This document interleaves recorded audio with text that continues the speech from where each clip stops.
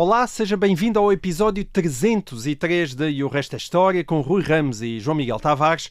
No dia 30 de abril de 1945, faz agora 80 anos, no seu Führerbunker em Berlim, Adolf Hitler suicidou-se com um tiro na cabeça.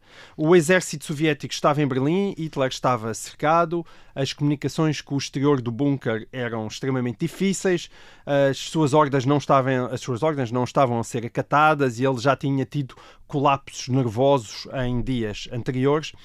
Às primeiras horas do dia 29 de abril, Hitler tinha-se casado no bunker, numa pequena cerimónia civil, com Eva Braun, a sua companheira desde o início da década de 1930, e Eva Braun também viria a pôr termo à vida com uma cápsula de cianeto, o que significa que estiveram oficialmente casados durante menos de 40 horas. É possível também não tenham sido muito felizes nesse tempo. E na tarde do dia 29, o dia anterior à sua morte, Hitler recebeu notícias de que Benito Mussolini tinha sido executado em Itália por guerrilheiros. Tudo estava acabado. Hitler escreveu o seu testamento, despediu-se de alguns dos seus colaboradores e, por volta das 3h30 da tarde do dia 30 de abril de 1945, várias testemunhas ouviram o som de um tiro vindo do seu quarto. Adolf Hitler e Eva Braun tinham-se suicidado e, de acordo com as ordens de Hitler, os dois corpos foram cremados no exterior do bunker. E como é costume nestas situações, mais tarde surgiriam inúmeras teorias da conspiração a propósito da morte de Hitler, que afinal teria sido forjada para lhe permitir a fuga. Rui, a minha pergunta a primeira pergunta é muito simples. Adolf Hitler morreu mesmo, de certeza absoluta, a 30 de abril de 1945. A segunda, achas que ele poderia ter acabado de outra maneira, rendendo-se, por exemplo, ao exército soviético ou às tropas aliadas? E já agora, tendo em conta que estamos a gravar este programa no dia 29 de abril, alguma vez faltou eletricidade no bunker de Adolf Hitler? Acho que não. Acho que não teve esse problema ali. Tinha os soviéticos à volta, mas acho que teve eletricidade até ao fim. Muito bem. Aquilo devia ter autonomia, o próprio estava bunker. bem construído, tinha geradores. Tinha geradores e, portanto, não tinha problemas de rede, com a rede. Muito bem. Bem, mas então vamos à primeira pergunta. Em setembro de 1945, portanto estamos a falar vários meses depois, os aliados, ou mais precisamente os serviços de espionagem britânicos na zona de ocupação britânica da Alemanha, encomendaram uma investigação a um historiador britânico, o Hugh Trevor Roper, um grande historiador britânico, aliás, sobre o que tinha acontecido a Hitler. Outros tempos, não é? Chamavam um grande historiador. Chamaram um grande historiador para fazer uma investigação. Em 1947, 2 anos depois, o Trevor Roper ia publicar um livro que chamava-se The Last Days of Hitler, a partir do relatório que ele tinha apresentado em novembro de 1945. Deixa-me só fazer uma nota, porque esse livro foi publicado em português pela Guerra e Paz há coisa de um par de anos, talvez 2 anos. Sim, 1 ou 2 anos. Sim, exatamente. Os últimos dias de Hitler. Portanto, está disponível certamente nas livrarias. É. O Trevor Roper... E é muito interessante de ler, não é nada chata, é um livro fascinante. É um livro fascinante, porque o Trevor Roper entrevistou muitos nazis para perceber o que é que tinha acontecido nos últimos tempos, e entrevistou também colaboradores de Hitler que tinham estado com ele no bunker entre 22 e 30 de abril, uma vez que a partir de 22 de abril a maior parte dos grandes líderes, dos grandes dirigentes nazis tinham saído de Berlim. Portanto, ele entrevistou pessoas que tinham estado no bunker para saber o que é que tinham visto, o que é que tinham ouvido, e além disso teve acesso aos diários deles. Nesta altura muita gente mantinha diários. Enfim, estava-se em guerra, as pessoas estavam a viver um tempo histórico e muita gente, militares, mas também funcionários, mantinham diários. E, portanto, ele também teve acesso aos diários deles, portanto, diários em que os autores tinham tomado notas no momento, e o trabalho do Hugh Trevor Roper não deixou dúvidas a quem lê isto, não há dúvidas sobre o que tinha acontecido. Há provas. Agora, o que havia era gente interessada em criar dúvidas acerca da morte de Hitler. E precisamente aqueles que estavam interessados em criar dúvidas acerca da morte de Hitler eram precisamente aqueles que tinham mais informação e mais certeza sobre o que é que tinha acontecido no bunker em 30 de abril de 1945. Os dirigentes da União Soviética. Como lembra o Trevor Hope no livro, os russos tinham ocupado Berlim acabado de ocupar Berlim em maio de 1945, tinham recuperado os restos mortais de Hitler, tinham desenterrado e tinham recuperado os restos mortais de Hitler. Entre esses restos mortais, a dentadura, os dentes. Os dentes permitiram a identificação, porque eles imediatamente localizaram a clínica dentária onde Hitler tinha, onde Hitler ia, e portanto tinha as radiografias, portanto puderam comparar os dentes que tinham com os e imediatamente identificaram. Portanto, antes do DNA e quando não havia possibilidade de usar as impressões digitais, esta era uma forma de identificação de cadáveres, através de quando havia registros de tratamentos dentários.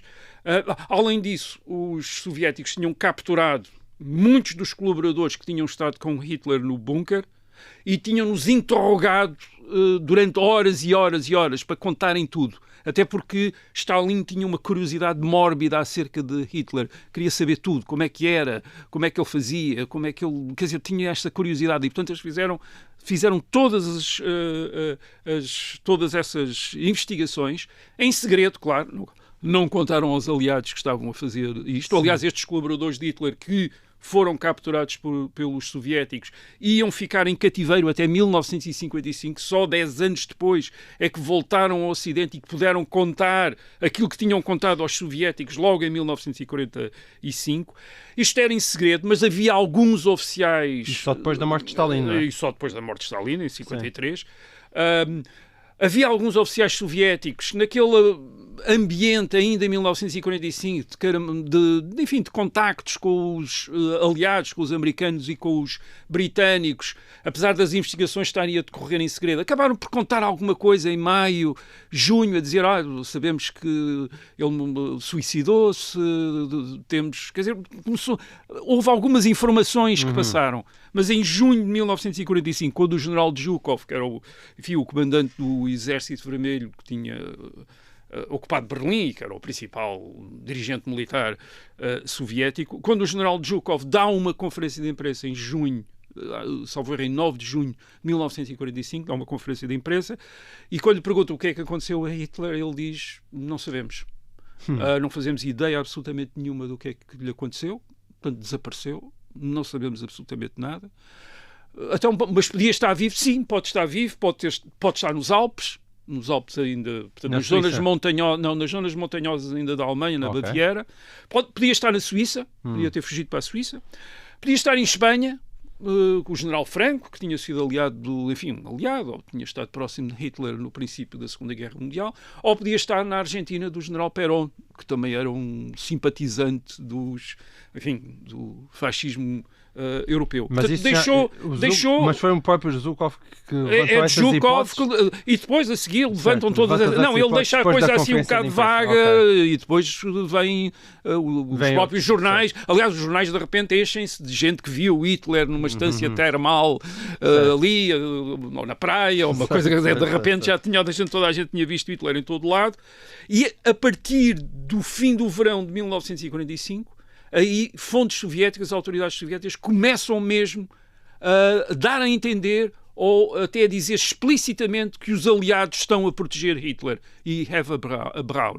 Isto é, que eles estão sob proteção dos aliados. Portanto, aliás, a acusação é feita mesmo em relação aos britânicos. Hitler está na zona de ocupação britânica da Alemanha sob proteção dos britânicos. Foi por isso que foi encomendada a investigação. E é por isso que os próprios, as autoridades britânicas, para acabarem com esta confusão, com estas falsas notícias, com estes rumores postos a circular pelos soviéticos, encomendam a investigação a Trevor Rope. Ele diz, então vai investigar e faça um relatório exato sobre o que é que se passou. Esse relatório está cheio de provas, factos, é uma coisa incontroversa. Qualquer pessoa que lê o livro não tem a menor dúvida do que é que aconteceu a Adolf Hitler, mas então qual era a vantagem do regime soviético em manter esse mistério? Esse relatório, quando foi entregue, não apenas aos serviços britânicos que o tinham encomendado, mas às autoridades aliadas. E o Trevor Rope diz que os soviéticos que receberam aquilo, enfim, na presença dele, deram uma vista de olhos, acharam aquilo sem interesse absolutamente nenhum. Quer dizer, sem relevância nenhuma. Quer dizer, não, mas sem relevância. Isto não prova nada. Quer dizer, obviamente que Hitler está vivo, vocês estão a proteger. Okay. Agora, porquê é que Stalin, que sabia o que tinha acontecido a Hitler, com todos os pormenores e com todas as certezas, até porque tinha os restos mortais de Hitler, porque é que ele estava interessado em criar esta lenda de que Hitler podia não ter morrido em Berlim, podia estar vivo, podia estar sob proteção dos aliados? Porque ele estava, de facto, interessado em levantar suspeitas sobre os aliados, de modo a fazer da União Soviética, a que a União Soviética aparecesse como a única oposição real ao nazismo. Isto é, os soviéticos eram verdadeiramente os únicos combatentes antinazis que havia no mundo. Isto, apesar dos soviéticos terem começado a guerra em 1939, antes do ataque de Hitler à União Soviética, tinham começado a guerra aliados a Hitler na invasão e na partilha da Polónia e até na definição de esferas de influência na Europa. A esse propósito, mais um livro da Guerra e Paz, neste caso o Manuel Fonseca, o próprio editor. O Pacto Nazi-Soviético, foi publicado agora em fevereiro deste ano, e tem os documentos dessa aliança que durou entre 1939 e 1941 entre Hitler e Stalin. Stalin começou a Segunda Guerra Mundial como um aliado de Hitler na invasão da Polónia e depois no abastecimento da Alemanha e do esforço de guerra alemão. Um livro muito, muito interessante. Agora, a partir de 1945, a propaganda soviética vai insistir na ideia de que só a União Soviética é que verdadeiramente se opôs a Hitler e, aliás, até que tinha sido a União Soviética a ganhar a guerra sozinha, sem precisar dos aliados, o que era, obviamente, uma enorme mentira. É verdade que houve sempre mais soldados alemães na frente oriental contra os soviéticos do que na frente ocidental contra os aliados, mas a verdade é que a maior parte do melhor material de guerra alemão, sobretudo a aviação, estava na frente ocidental e foram os aliados em 1944 que tiveram de suportar a última grande ofensiva alemã, a ofensiva das Ardenas, que falámos aqui no fim do ano passado. Além disso, a União Soviética nunca teria ganho a guerra sozinha, porque dependeu imenso da ajuda americana, sobretudo, por exemplo, em termos de caminhões e jipes que deram ao Exército Vermelho uma mobilidade que o Exército Vermelho não teria de outra maneira. Portanto, não é verdade. Isto era tudo mentira, mas a propaganda soviética, a partir de 1945, vai insistir nisto. Criar quase a dúvida se os aliados queriam mesmo derrotar a Alemanha ou não. Foram os soviéticos a derrotaram. E para perceber isto é, para perceber esta confusão, temos de perceber duas coisas. Uma questão teórica e depois uma questão política mais prática. A questão teórica. Para os comunistas e para os líderes soviéticos em 1945, o que é que era o fascismo? O que é que era o nazismo? O fascismo e o nazismo, para eles, eram apenas um aspecto da sociedade burguesa e capitalista. Era o aspecto que a sociedade burguesa e capitalista adquiria quando a contestação do movimento operário era tão grande que a única maneira de manter essa sociedade burguesa e capitalista era através da violência. Portanto, o fascismo era apenas um aspecto, o último aspecto da democracia liberal e da economia de mercado. Quer dizer, em determinado momento, perante a contestação, tornavam-se violentos e isso era o fascismo. Portanto, na prática, Roosevelt e Churchill eram Hitler umas fases anteriores, quer dizer, Se o movimento operário nos Estados Unidos e a Inglaterra tivesse sido mais forte, mais contestatário, Roosevelt e Churchill tinham-se convertido em Hitlers como Hitler. Isto é a teoria comunista, é a teoria que os comunistas, aliás, desde os anos 30 e até hoje, é assim que eles explicam o fascismo, explicam Hitler e Mussolini e o nazismo. Mas uma teoria com efeitos práticos. Agora, isto não era apenas uma questão teórica, era uma questão política. Porquê? Porque em 1945 há grandes partidos comunistas em França e na Itália.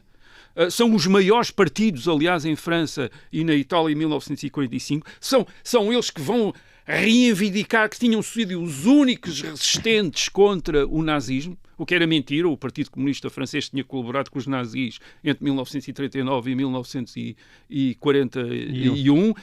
De maneira nenhuma a resistência tinha sido só comunistas, tinham estado gaullistas, tinha estado gente de direita, e aliás até de extrema-direita, que tinham resistido aos nazis em França, por exemplo.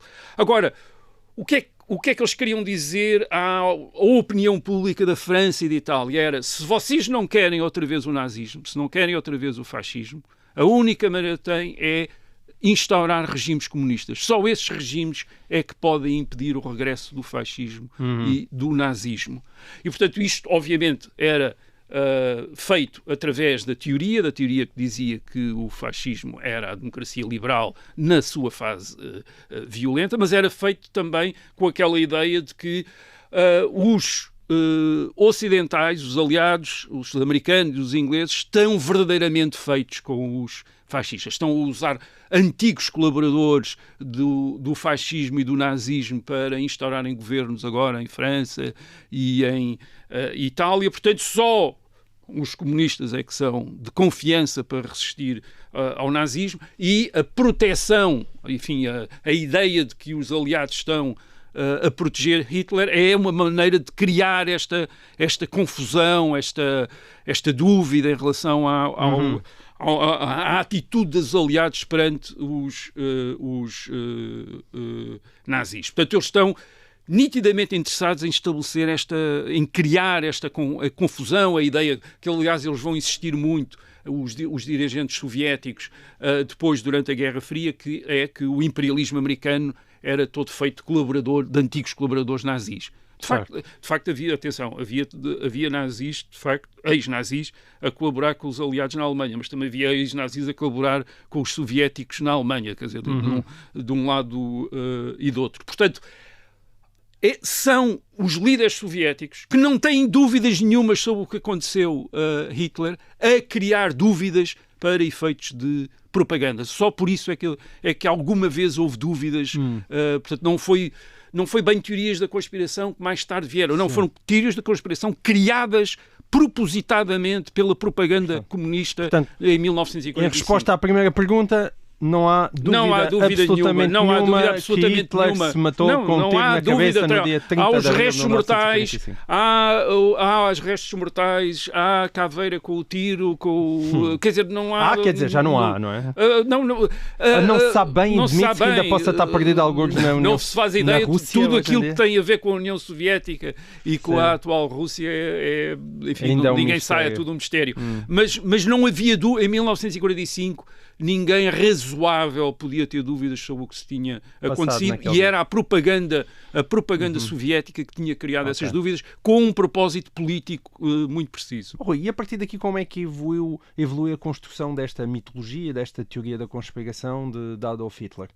Continua a ser alimentada pela União Soviética? Bem, alimentada pela União Soviética e também por amadores, isto é, por gente que depois, enfim, adeptos de teorias da conspiração, ou gente que acha que a história é um bocadinho insonsa, sem lhe adicionar fantasia. Sim. E, portanto, houve até aos anos 60, 70, gente que havia até um livro, salvo erro, que dizia que, portanto, alguém que tinha conseguido aproximar-se de... Enfim, sabia que Hitler tinha morrido num hospital, algures, na América, enfim... Nunca faltou gente, e ficções também, aí assumidamente ficção, sobre a possibilidade do Hitler estar. Aliás, havia até aquele filme que era dos Hitler, os nazis na Lua, não é? Que do outro lado da Lua eles tinham conseguido, através dos botões, ir para a Lua e, portanto, estavam do outro lado da Lua, no lado negro da Lua estava o regime nazi. Muito bem, mas havia uma segunda questão, que era a minha, que era, podia ter acabado de outra forma Adolf Hitler, ele podia ter-se rendido, ou era uma coisa que dentro daquilo que era a sua estrutura psicológica não faria qualquer sentido? Não havia a mais pequena,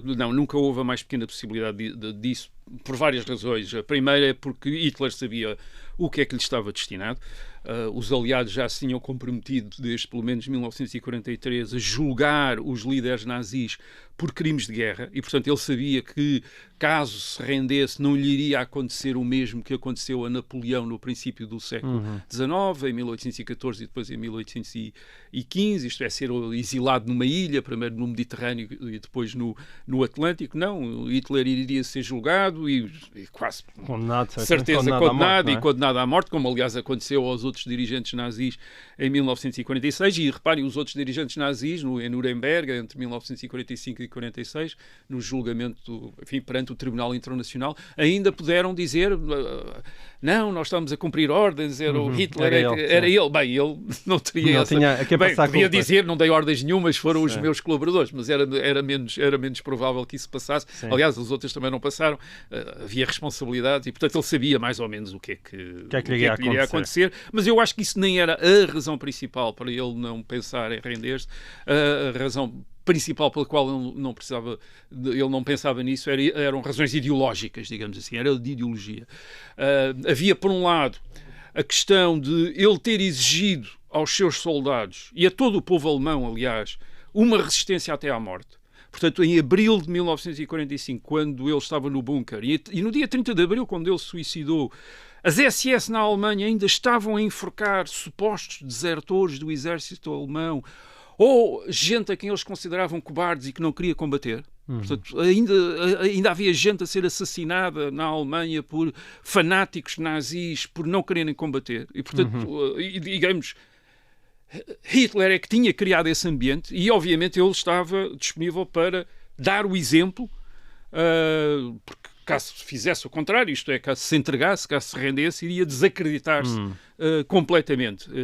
E, portanto, Hitler e alguns daqueles que estavam com ele no bunker, em Berlim, em abril de 1945, como ministro da propaganda, Joseph Goebbels, estavam muito preocupados em criar este exemplo. Por exemplo, Goebbels e a mulher não só se mataram a eles, mas como mataram os seus 6 filhos. Quer dizer, eles mataram os 6 filhos, quer dizer, para dar a ideia de como estavam, enfim, era até ao fim, e se o regime não sobrevivesse, se a ditadura nazi não sobrevivesse, eles não queriam viver num mundo em que a ditadura nazi não existisse.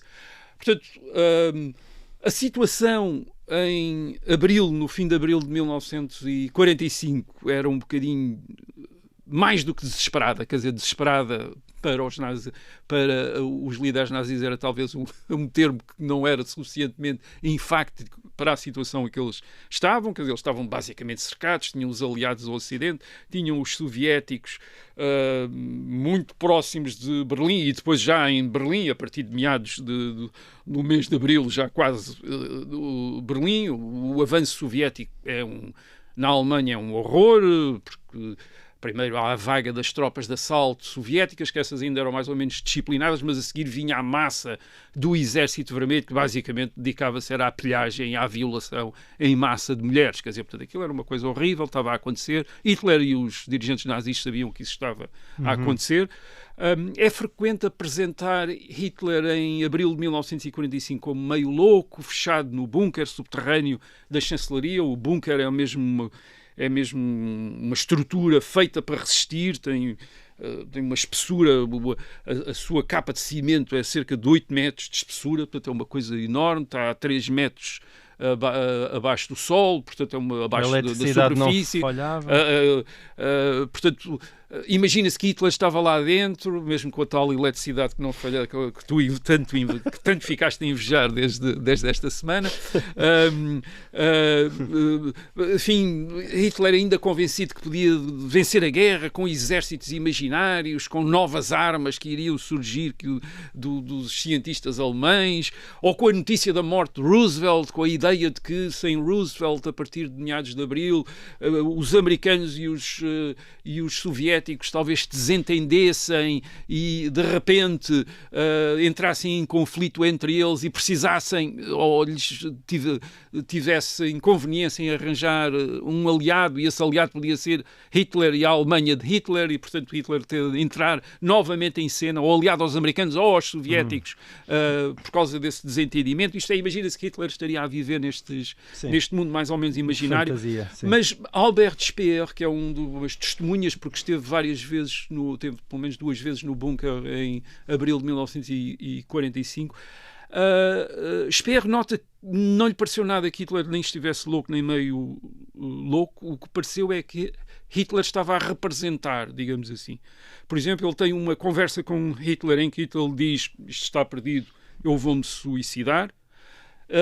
E depois desta conversa eles vão para uma conferência militar, isto é, para uma conferência com os líderes militares, e ele diz, Hitler, que lhe tinha confiado isso minutos antes, vem ali e mostra-se totalmente otimista, diz que não, isto ainda é possível salvar-nos, ainda vamos conseguir. Ele diz, Speer nas memórias, era como se Hitler falasse 2 línguas, quer dizer, a língua que tinha falado com ele em privado, e portanto que era realista e completamente lúcida, não é? pessimista, e depois aquilo que dizia aos outros em público, relativamente em público, isto é, ou pelo menos numa reunião.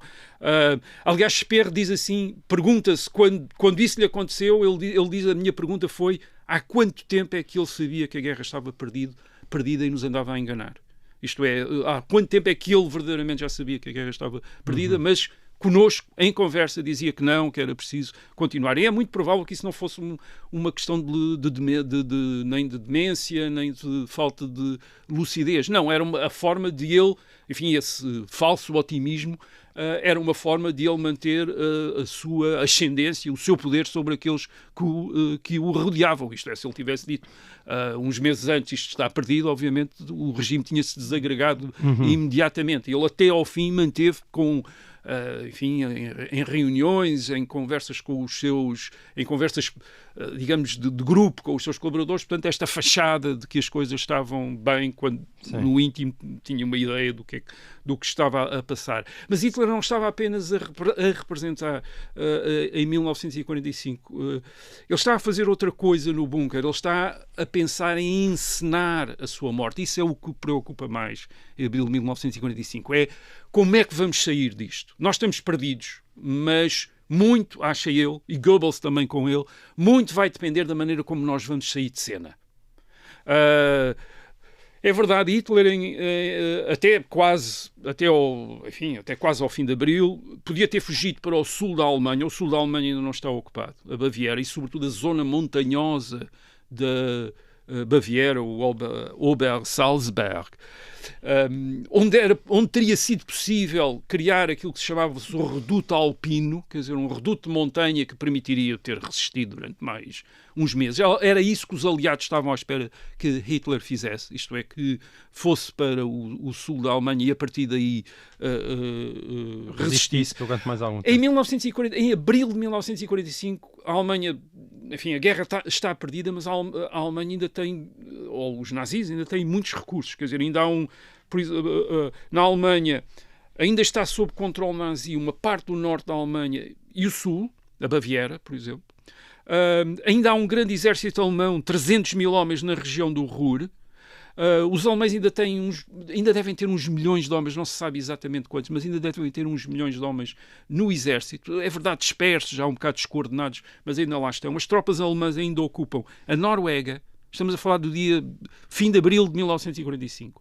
As tropas alemãs ainda ocupam a Noruega, a Dinamarca, a Checoslováquia, parte da Letónia, parte da Holanda, incluindo Amsterdão. Amsterdão ainda está sob ocupação alemã. O norte de Itália, incluindo Milão. A Croácia também ainda está ocupada.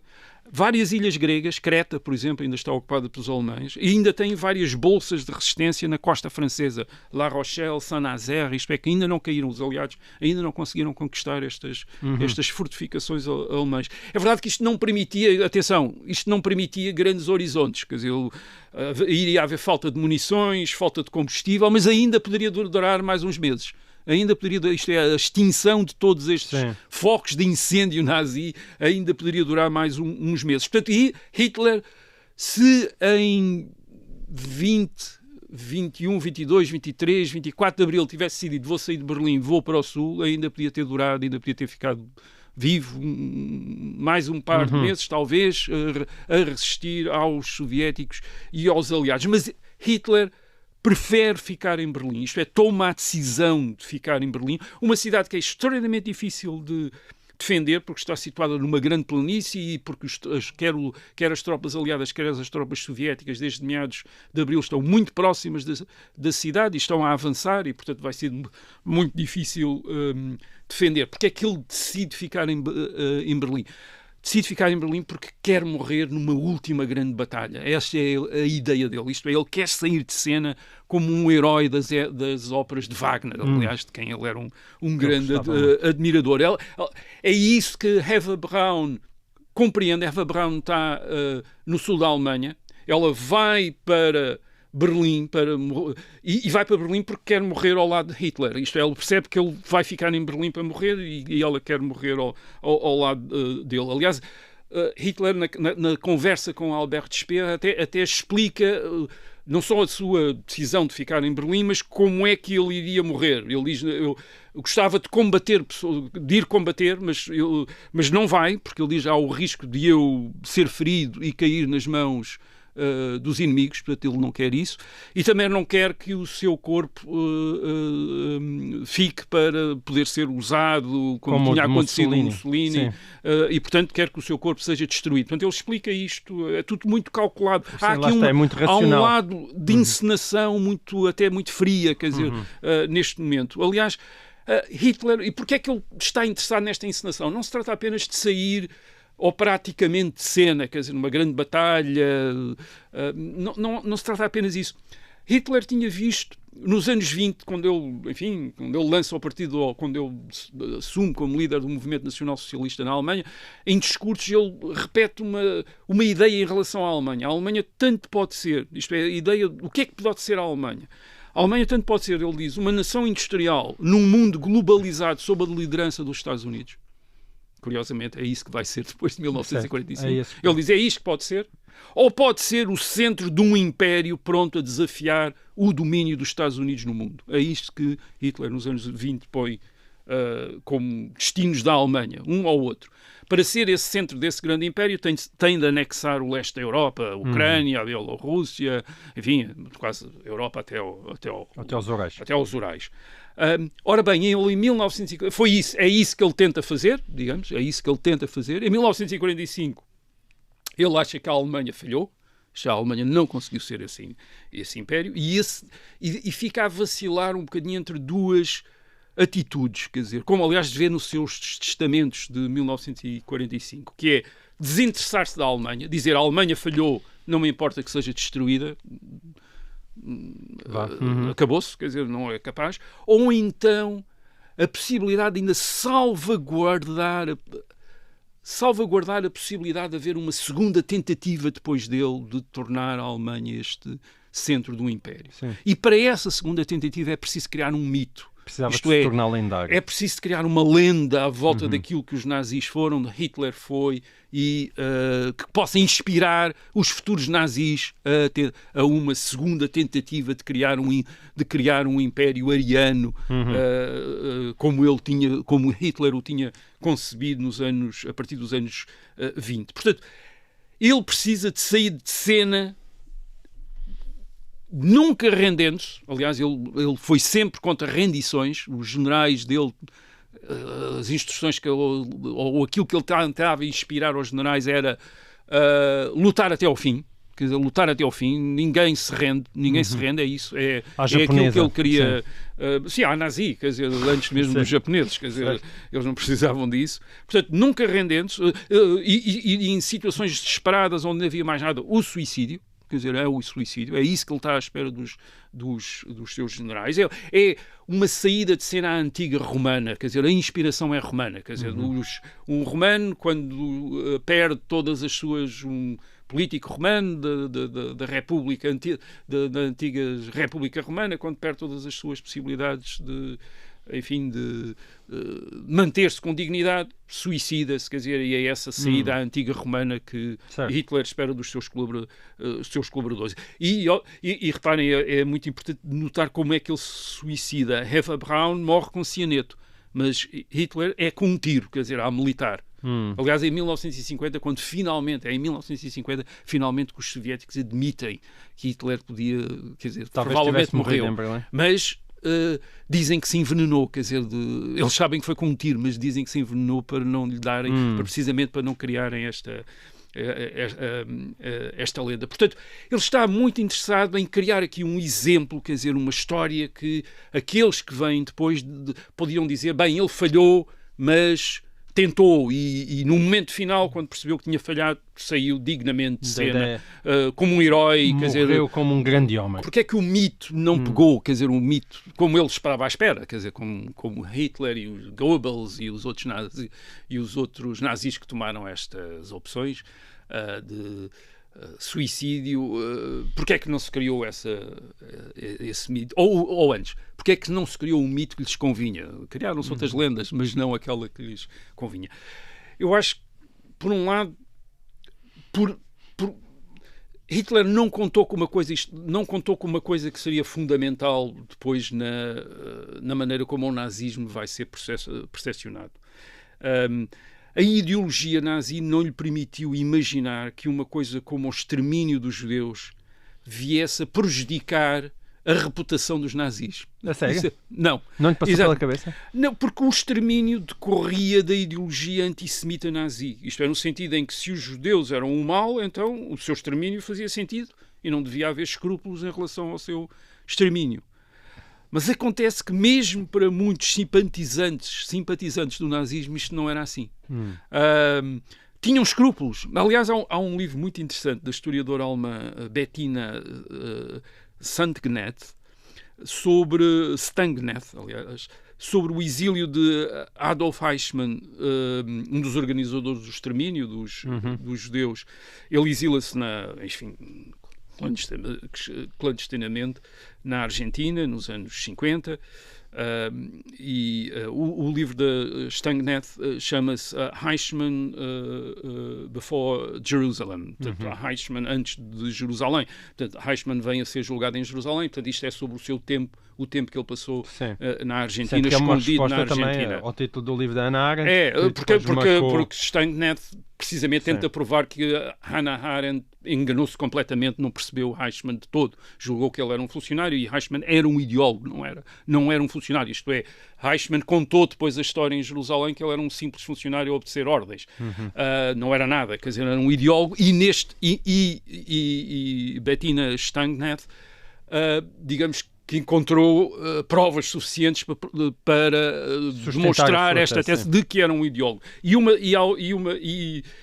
uma dessas provas são gravações que Eichmann fez na Argentina nos anos 50, em circunstâncias mirabolantes. Há simpatizantes nazis na Argentina, alemães, que estavam e que ficam horrorizados com as histórias do Holocausto, enfim, com aquilo que é publicitado até no julgamento de Nuremberg. E acham que aquilo é tudo mentira, não podia ser verdade.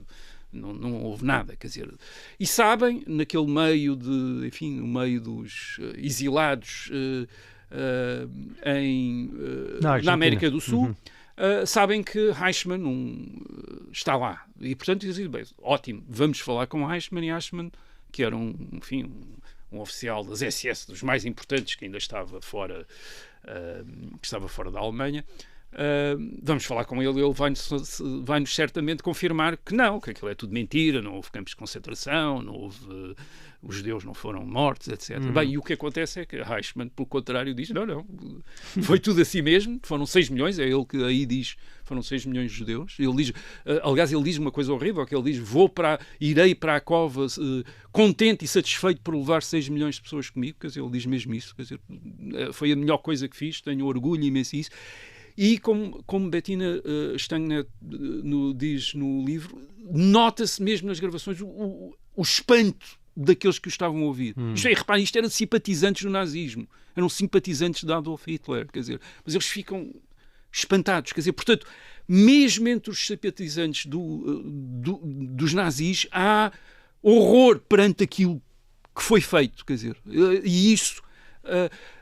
os simpatizantes de causas como o nazismo ou como o comunismo são capazes de aceitar guerras, são capazes de aceitar prisões, até assassinatos, até massacres, e até são capazes de aceitar massacres de milhões de pessoas, como ainda se vê, aliás, nos comunistas, que acham que isso foi feito com o objetivo de criar uma sociedade ideal e, portanto, estava certo. Mas, de facto, o extermínio industrial de uma população inteira, que é isso o Holocausto das comunidades judaicas da Europa, entre 1941 e 1944, é algo mais difícil de digerir, e mesmo para os nazis mais fanáticos. Aliás, daí vem o negacionismo, quer dizer, agora o simpatizante do nazi é alguém que diz que não aconteceu, quer dizer, que não aconteceu, ao contrário de Eichmann. Eichmann estava orgulhosíssimo de ter feito aquilo. Portanto, isso, de alguma maneira, digamos que quebrou as pernas ideologicamente ao nazismo e até por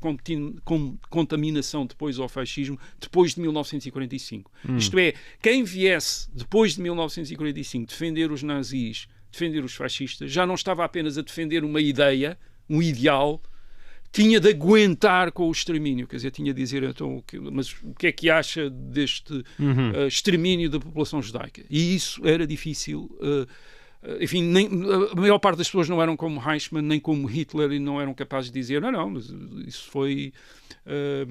teve que ser quer dizer, não, não eram capazes de defender isso. Além, digamos, aí um certo humanismo da cultura ocidental foi a ideologia não conseguiu vencer esse humanismo. Mas há também outra coisa com que Hitler também não tinha contado e que também o veio a prejudicar a sua ressurreição nos termos que ele queria. Depois de 1945, os aliados e os soviéticos vão se separar, como Hitler tinha previsto e desejado, portanto ele tinha achado sempre que americanos e russos estão destinados a entrar em confronto. Eles vão separar-se de facto, atacar-se, mas curiosamente um dos argumentos com que tanto um lado como o outro se vão atacar é o nazismo. Já falámos aqui do argumento que os comunistas e que os líderes soviéticos utilizam contra os aliados ocidentais, dizendo que as democracias liberais e as economias de mercado são basicamente regimes fascistas que ainda não chegaram a assumir a sua natureza violenta. Curiosamente, do lado ocidental há um argumento parecido, quer dizer, os dirigentes e os ideólogos das democracias liberais também usam o nazismo contra os soviéticos. Através de quê? Através da teoria do totalitarismo. Isto é, segundo essa teoria, que é desenvolvida sobretudo nos Estados Unidos durante a Guerra Fria, o comunismo e o nazismo, apesar das suas diferenças, portanto eles têm diferenças, mas eram duas formas de um mesmo sistema de transformação total da humanidade. Total, daí vem o totalitário. Isto é baseado ou na eliminação de certas classes sociais, no caso do nazismo, ou do caso do comunismo, ou de certas raças, no caso do nazismo. Portanto, o nazismo também foi sempre um elemento de horror, quer para os comunistas, quer para as democracias liberais. Isso é usarem uns contra... Enfim, é um dos poucos pontos de consenso que há a partir de 1945 das democracias liberais e as ditaduras comunistas. A única coisa que continuam a coincidir é na rejeição do nazismo. E isso, claro... Sim. Ainda hoje, se houvesse a linguagem na guerra com a Ucrânia. Exato. Portanto, isso nunca deu muito espaço para Hitler regressar, como, por exemplo, Napoleão, que em 1815 é tão infamado, Vilipendiado, tão rejeitado na Europa como Hitler em 1945, mas Napoleão, nas décadas seguintes, regressa a um mito de Napoleão, o grande herói militar, o grande conquistador, e depois há bonapartistas, por exemplo, em França, que nos anos 1850 vão restaurar o Império e um novo regime bonapartista com Napoleão III em França. Portanto, e filmes heróicos sobre o senhor em Hollywood? Sim. Não há filmes heróicos sobre Adolf Hitler. Não há filme. Portanto, Hitler não...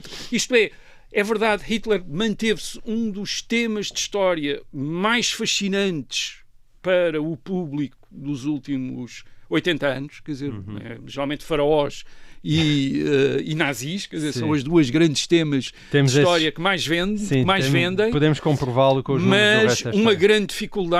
Tem uma grande dificuldade em ultrapassar, quer dizer, por mais encenações que eles tivessem feito, não quer dizer, criaram sobretudo uma... É a reputação de Drácula e dos vampiros. Quer dizer, a figura do mal absoluto. É a figura do mal, quer dizer, e uma grande dificuldade de se tornarem inspiração para movimentos políticos que possam aspirar a ter uma grande apoio no mundo atual. Quer dizer, e não, repito, no século XIX isso não era o caso de Napoleão. Portanto, Hitler, digamos que saiu de cena da maneira como queria, ou, enfim, não exatamente como queria, mas dentro das circunstâncias em que estava, da maneira como lhe pareceu que convinha para criar o seu um mito positivo à sua volta, mas um mito não resultou, quer dizer, esse mito positivo não resultou. Muito bem, e assim termina esta edição de E o Resto é História. Nós voltamos para a semana, até lá.